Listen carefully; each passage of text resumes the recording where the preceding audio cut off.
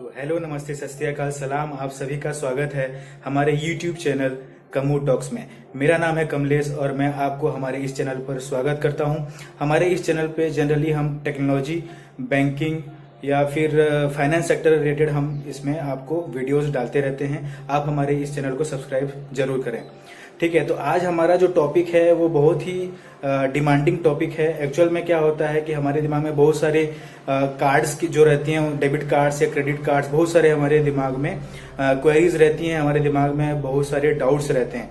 तो इन सभी को आज हम बात करेंगे कि डेबिट कार्ड्स क्या होते हैं, क्रेडिट कार्ड्स क्या होते हैं, कैसे अप्लाई किया जाता है, कौन अप्लाई कर सकता है और क्या यूज है इन कार्ड्स का और डिफरेंस क्या होता है। तो इन सभी के बारे में आज हम बात करेंगे। तो चलिए वीडियो को शुरू करते हैं।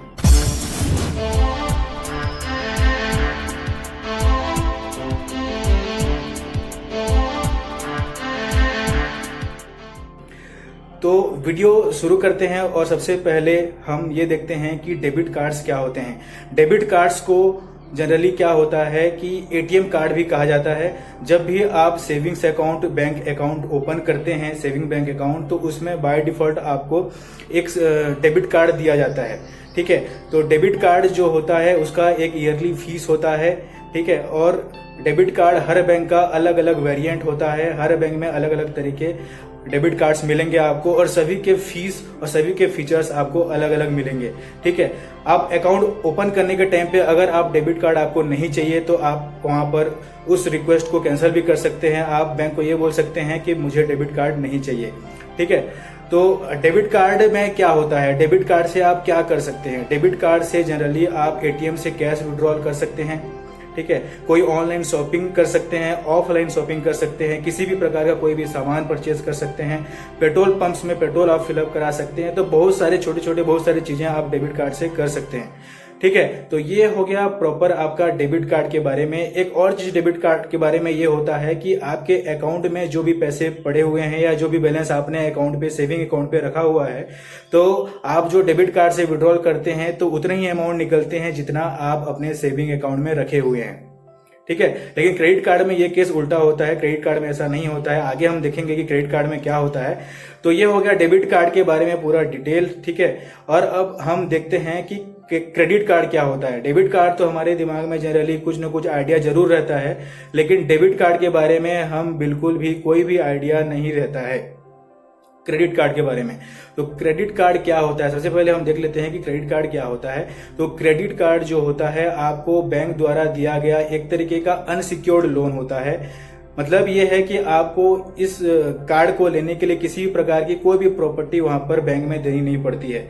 ठीक है, मान लीजिए एग्जांपल के लिए आपको इसमें हर बैंक में हर कस्टमर के लिए अलग अलग लिमिट सेट करके बैंक्स आपको प्रोवाइड करते हैं क्रेडिट कार्ड्स। ठीक है, अब क्रेडिट कार्ड्स में क्या होता है कि इसको कैसे अप्लाई कैसे करना है। तो आपको अप्लाई इस तरीके से करना है। देखिए, आपका जिस बैंक में सेविंग्स अकाउंट है, आप उस बैंक में अगर आपका सेविंग अकाउंट में आपने ट्रांजैक्शन अगर अच्छा किया है तो आपको प्री अप्रूव्ड ऑफर्स मिलते हैं। प्री अप्रूव्ड ऑफर्स का मतलब ये होता है कि बैंक ने आपके पूरे प्रोफाइल को, आपके पूरे ट्रांजैक्शंस को देखा है, आपका सिविल स्कोर चेक किया है, सारी चीजें ओके होने के बाद आपको एक ऑफर प्रोवाइड कर रही हैं कि आप इतना अमाउंट का क्रेडिट कार्ड ले सकते हैं हमारे बैंक से। वो बैंक द्वारा दिया हुआ प्री अप्रूव्ड ऑफर होता है, जिसको आपको अवेल करने के लिए किसी भी प्रकार का डॉक्यूमेंट्स या किसी भी प्रकार का कोई चार्ज नहीं देना रहता है। ठीक है, तो ये प्री अप्रूव्ड कार्ड्स रहते हैं क्रेडिट कार्ड में। ठीक है, दूसरा ऑप्शन ये होता है कि अगर आपने ट्रांजैक्शन नॉर्मली किया है या ट्रांजैक्शन आपने सेविंग अकाउंट में अच्छा नहीं किया है तो आपको ट्रांजैक्शन बेसिस पे प्री अप्रूव्ड कार्ड्स का ऑफर नहीं मिलेगा। तो इस केस में आप क्या कर सकते हैं, आप बैंक जाएंगे, आपको फिजिकली अप्लाई करना होगा। फिजिकली अप्लाई करने के लिए क्या होता है कि आपको पूरे डॉक्यूमेंट्स देने होंगे क्रेडिट कार्ड अप्लाई करने के लिए। तो क्रेडिट कार्ड अप्लाई करने के लिए आपको क्या क्या चीजों का ध्यान रखना है, क्या क्या डॉक्यूमेंट लगेगा। तो सबसे पहले तो आपका इनकम डॉक्यूमेंट लगेगा। अब इनकम डॉक्यूमेंट में क्या क्या हो सकता है, आप अगर सैलरीड पर्सन है तो आपका 3 महीने का सैलरी स्लिप लगेगा, आपका PAN card, Aadhaar card, voter ID या ड्राइविंग लाइसेंस, ये सब आईडी आपकी लगेंगी जिसमें पैन कार्ड मस्ट है, पैन कार्ड देना जरूरी है। एड्रेस प्रूफ में आप कोई भी Aadhaar card, voter ID, driving licence, passport कुछ भी दे सकते हैं। 1 या 2 कलर फोटोज भी कई सारे बैंक्स में लगती हैं। ठीक है, और एक और एक क्रेडिट कार्ड एप्लीकेशन फॉर्म आपको फिलअप करना रहता है। तो इस तरीके से अगर आप सैलरीड हैं तो आप अप्लाई कर सकते हैं क्रेडिट कार्ड के लिए। और अगर आप सेल्फ एम्प्लॉयड हैं या कोई बिजनेसमैन है तो आप कैसे अप्लाई करेंगे? तो सबसे पहले इनकम डॉक्यूमेंट में अगर आप सेल्फ एम्प्लॉयड हैं या बिजनेसमैन हैं तो आपको चाहिए होगा 2 साल का रिसेंट ITR फाइल।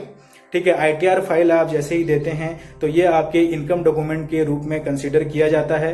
साथ ही साथ KYC ली जाती है, PAN card, Aadhaar card, voter ID, driving licence, ये सारी चीजें उसमें भी ली जाती हैं। 1 या 2 कलर फोटो भी आपसे लिए जा सकते हैं। एप्लीकेशन फॉर्म फिलअप करने के बाद आपका क्रेडिट कार्ड का रिक्वेस्ट प्रोसेस होने के लिए चला जाता है। ठीक है, तो आपको आइडिया कैसे लगेगा कि क्रेडिट कार्ड मुझे मिलेगा या नहीं मिलेगा? किन बेसिस पे डिसाइड होता है कि क्रेडिट कार्ड मिलेगा या नहीं मिलेगा?